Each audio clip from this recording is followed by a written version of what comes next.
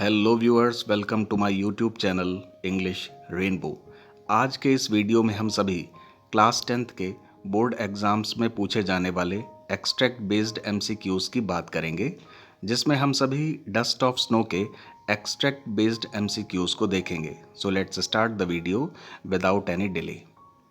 तो ये question board exams में इस तरह पूछा जाता है: read the following extract carefully and answer the questions that follow each by choosing the correct option.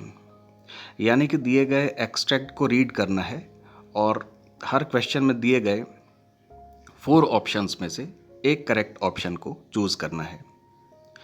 इस पोएम का एक्सप्लेनेशन अगर आपने नहीं देखा है तो ज़रूर से देख लें, सो दैट क्वेश्चंस के सटीक आंसर आप दे सकें। डिस्क्रिप्शन बॉक्स में मैंने उस वीडियो का लिंक भी डाल दिया है। तो ये है first stanza dust of snow का। The way a crow shook down on me the dust of snow from a hemlock tree। Short में इसकी मीनिंग देख लेते हैं कि पोएट हेमलॉक ट्री के नीचे से पास हो रहे होते हैं। उस हेमलॉक ट्री पर बैठे हुए एक क्रो ने ट्री की ब्रांच को हिलाया। अब सीन ये है कि हर एक पेड़ पे बर्फ़ पड़ी हुई है, हेमलॉक ट्री भी बर्फ़ से लदा हुआ है, तो जो स्नो पार्टिकल्स हैं वो पोएट के ऊपर गिर जाते हैं।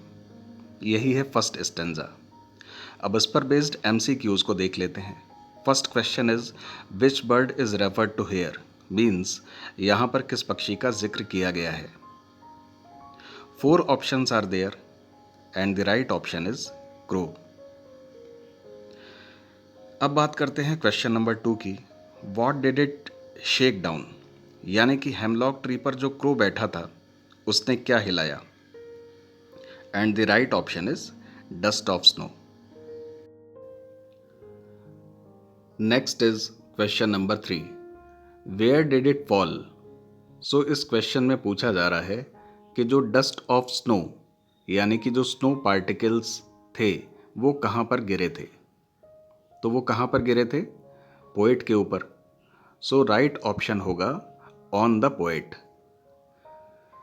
बात करते हैं क्वेश्चन नंबर 4 की। Where was the crow, crow कहाँ पर था, मीन्स क्रो कहाँ पर बैठा था। तो क्रो हेमलॉक ट्री पर बैठा था। So the right option is on a hemlock tree.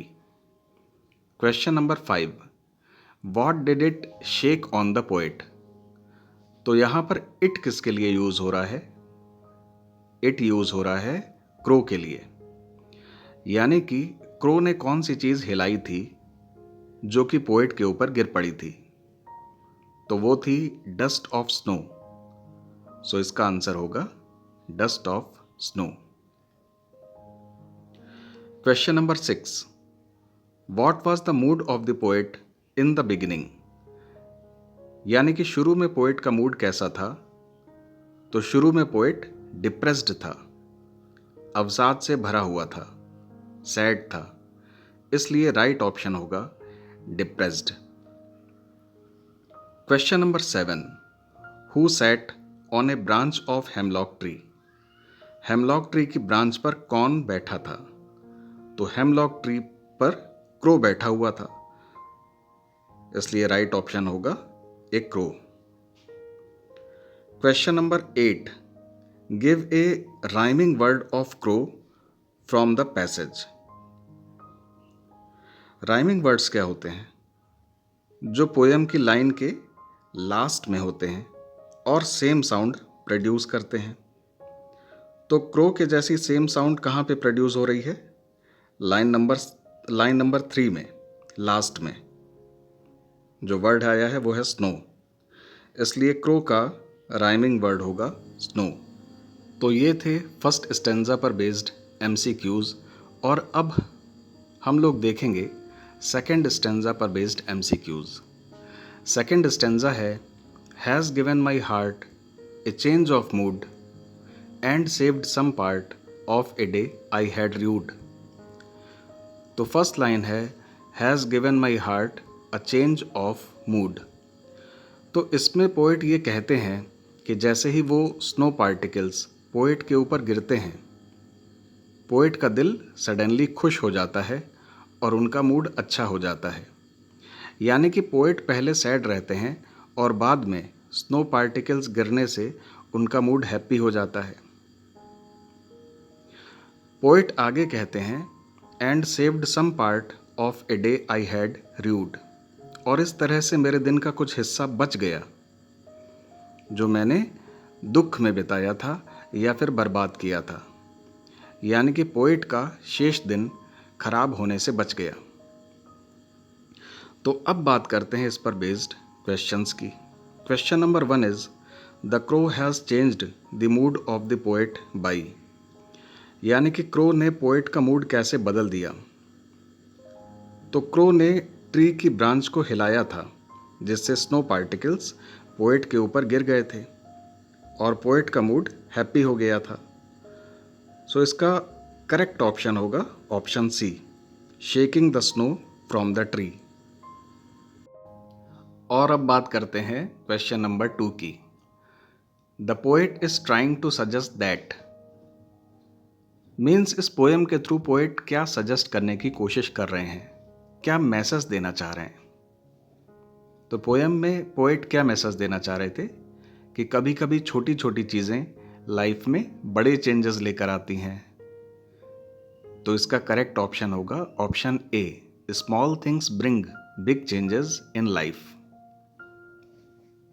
आते हैं नेक्स्ट क्वेश्चन पे। व्हाट हैज़ बीन सेव्ड, यानी कि कौन सी चीज़ बचा ली गई। तो पोएट का रिमेनिंग डे का जो रिमेनिंग पार्ट था वो बचा लिया गया था। किससे बचा लिया गया था? सैडनेस से, दुखी होने से बचा लिया गया था।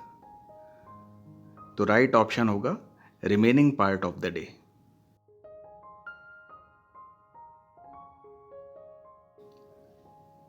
Next question is the rhyme scheme of this passage is, means इस पैसेज की राइम स्कीम क्या होगी। तो राइम स्कीम पोएम का एक पैटर्न होता है। यहाँ पर हमें पोएम की हर लाइन का लास्ट वर्ड देखना होता है। तो फर्स्ट लाइन का लास्ट वर्ड है हार्ट। अब अगर हम हार्ट को ए से रिप्रेजेंट करें तो थर्ड लाइन का लास्ट वर्ड क्या है? पार्ट। तो पार्ट को भी हमें ए से ही रिप्रेजेंट करना होगा बिकॉज दोनों में सेम साउंड है, हार्ट पार्ट। तो दोनों को ही हमने ए से रिप्रेजेंट कर दिया। सिमिलरली सेकेंड लाइन का मूड और फोर्थ लाइन का rued, they have same sound. तो इन दोनों को ही हम बी से रिप्रेजेंट कर सकते हैं। तो ओवरऑल इस स्टेंजा की राइम स्कीम क्या हुई? A B A B. Next and last question is who is the poet, यानी कि इस पोएम के पोएट कौन हैं। तो इस पोएम के पोएट कौन थे? Robert Frost. और अब चलते चलते आपके लिए एक MCQ जो कि बोर्ड एग्जाम्स में आपसे पूछा जा सकता है। एक क्विज है ये, कमेंट सेक्शन में इसका रिप्लाई ज़रूर से कीजिएगा।